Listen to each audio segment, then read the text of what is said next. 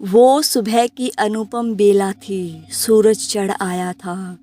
टीना को जिस अस्पताल में रखा गया था वहां अच्छी भीड़ लगी थी। अस्पताल वालों ने सुरक्षा को मद्देनजर रखते हुए कुछ पुलिस वालों की टीम को टीना के कमरे के बाहर खड़ा किया हुआ था। कुछ मीडिया कर्मी वहां आ गए और पुलिस वालों से अंदर जाने की इजाज़त मांगने लगे। जब वहां खड़े कांस्टेबल ने मना कर दिया तो उस मीडिया कर्मी ने एक नेता को फ़ोन करके कांस्टेबल की तरफ बढ़ा दिया। उस कांस्टेबल ने डरते हुए फ़ोन लिया और बात की। उसके बाद उन्हें जाने दिया। जैसे ही वो लोग अंदर पहुंचे, सामने का नज़ारा देखकर उनके रोंगटे खड़े हो गए। बिस्तर में टीना अजीब सी मुद्रा में अकड़ी हुई बैठी थी। वहीं उसे जंजीरों से बांधा गया था। उस मीडिया कर्मी ने अपने कैमरामैन को इशारा किया और माइक लेकर टीना के ठीक सामने खड़ी हो गई। उसके बाद वीडियो रिकॉर्ड करना शुरू किया गया। उस लड़की ने पूरे जोश से कहा, ध्यान से देखिए इस मासूम सी लड़की को। इसका नाम टीना है और ये एक कॉलेज की छात्रा है। कल रात इसका एक्सीडेंट हुआ था और उसके बाद इसकी ऐसी हालत हो गई है। डॉक्टर ने भी अपने हाथ खड़े कर दिए हैं। सभी का मानना है कि इस पर किसी बुरी शक्तियों का प्रभाव है। इन्हें कल जानी मानी भविष्यवक्ता और पैरानॉर्मल एक्सपर्ट राजेश्वरी महाजन ने शांत किया है। आइए इस अस्पताल में काम करने वाली नर्स से इस बारे में बात करते हैं। यह कहकर वो लड़की पास में खड़ी एक नर्स की तरफ बढ़ी ही थी कि एक सीनियर डॉक्टर वहां पर आ गए। वो उन मीडिया कर्मियों को देखकर भड़क गए और उन्हें जल्दी ही वहां से भगाने लगे। कुछ देर में टीना के माँ बाप शिवांश और सौम्या भी वहां आ पहुंचे। टीना की माँ का रो रो कर बुरा हाल था। उसने कभी सपने में भी नहीं सोचा था कि उसकी बच्ची कभी ऐसी पागलों की तरह जंजीरों में कैद बंधी होगी।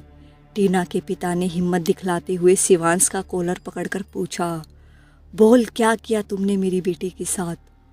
सौम्या ने बीच बचाव करते हुए चिल्लाते हुए कहा, हमने क्या किया है? हाँ, हम तो अभी अभी आपके साथ ही आ रहे हैं ना। और आपकी बेटी अकेले कहाँ कहाँ जाती है, हमें क्या पता? शिवांश ने सौम्या को बीच में ही शांत करवाते हुए कहा, अंकल आप बिल्कुल फिक्र मत कीजिए। हम एक काम करते हैं, कल जिन्होंने इसे शांत करवाया था उन्हीं के पास चलते हैं। टीना के पापा मिस्टर जगदीश ने आशा भरी नज़रों से शिवांश को देखते हुए कहा, मुझे भी मिलना है उस महिला से, जल्दी ले चलो मुझे उसके पास।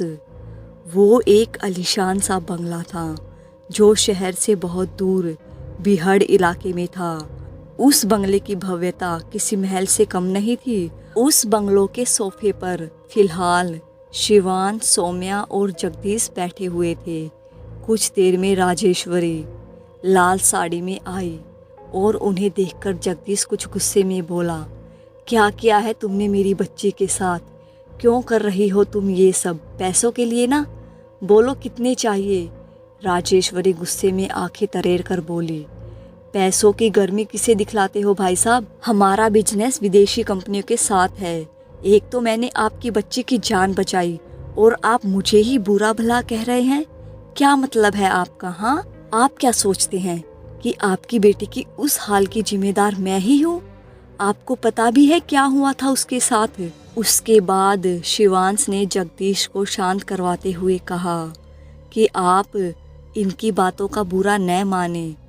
मैं इनकी तरफ से आपसे माफ़ी मांगता हूँ। आप बस मुझे इतना बताइए कि क्या हुआ था उसके साथ। फिर राजेश्वरी कुछ शांति से कहती है, कल जब मैं घर पहुंची तो मैंने जानने के लिए अनुष्ठान किया और काफ़ी मुश्किल से पता चला कि उसके साथ किसी ने बहुत बुरा तंत्र किया है। तो आप उसे ठीक क्यों नहीं कर देती? आपके पास तो लोग ऐसी ही समस्या लेकर आते हैं ना। शिवांश ने आराम से कहा। वो राजेश्वरी शिवांश की ये बातें सुनकर परेशानी से बोली, देखो बेटा, आप जितना आसान इन सब को समझ रहे हो ये उतना आसान बिल्कुल भी नहीं है। तुम नहीं मानोगे, लेकिन हमारे हिंदू धर्म शास्त्रों में देवी देवताओं के बाद यक्ष यक्षिणियों को स्थान दिया गया है। पुराणों के अनुसार वो देवलोक के नीचे अपने भव्य और दिव्य लोक में निवास करते हैं। सौम्या ने उत्सुकता से पूछा, यक्ष यक्षिणियाँ मतलब क्या होता है? राजेश्वरी ने कहा, तुम्हें जिन पता है? सौम्या ने कहा, हाँ, मुसलमानों में बहुत लंबे समय तक भटकती रूह है जिनमें चमत्कारिक शक्तियाँ होती हैं। राजेश्वरी ने कहा, मुसलमानों में जैसे जिन होते हैं वैसे ही हमारे हिंदू धर्म अनुसार यक्ष यक्षिणियाँ होते हैं। ये देवी देवताओं के सेवक होते हैं और लगातार उनके समीप रहकर सेवा करने के कारण इनमें भी उनकी शक्तियाँ वास करती रहती हैं। जगदीश गुस्से में हुकारते हुए अपनी जगह से उठा और गरजते हुए कहा, क्या बकवास लगा रखा है आप लोगों ने? यक्ष यक्षिणी, इसका मेरी बेटी से क्या लेना देना? लेना देना है, राजेश्वरी ने भी उसी स्वर में गरजते हुए कहा और जगदीश उसका मुंह देखता रह गया। सौम्या ने भी आश्चर्य से राजेश्वरी की तरफ देखते हुए कहा, क्या कह रही हैं आप?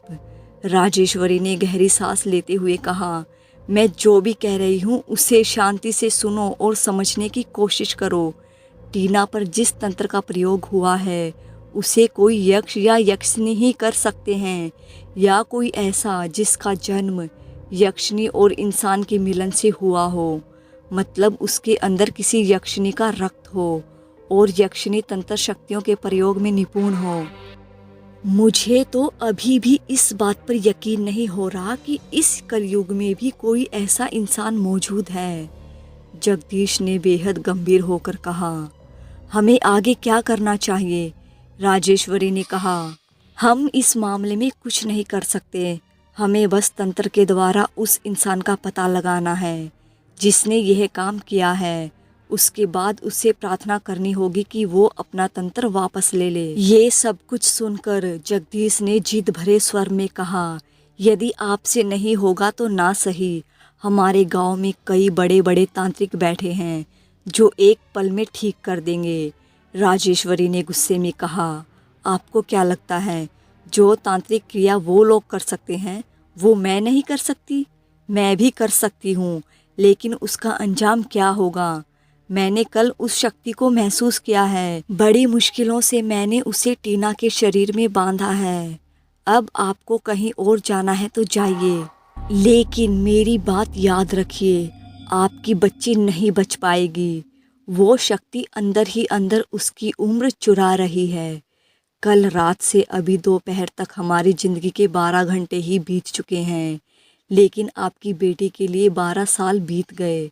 बहुत जल्द वो बूढ़ी होकर मर जाएगी यदि हमने जल्द ही कुछ नहीं किया तो। जगदीश यह सुनकर अचानक रोने लगा और शिवांश उसे शांत करवाने लगा। सौम्या ने राजेश्वरी से कहा, हमें क्या करना होगा? राजेश्वरी ने आराम से कहा, सबसे पहले उसे किसी भी कीमत पर हॉस्पिटल से यहाँ मेरे घर पर लाना होगा, जहाँ रात में हम वो विधि कर पाएंगे। फ्रेंड्स, इस कहानी का अगला भाग सुनने के लिए मेरे साथ बने रहिएगा। चैनल को सब्सक्राइब, वीडियो को लाइक शेयर ज़रूर कर दीजिएगा।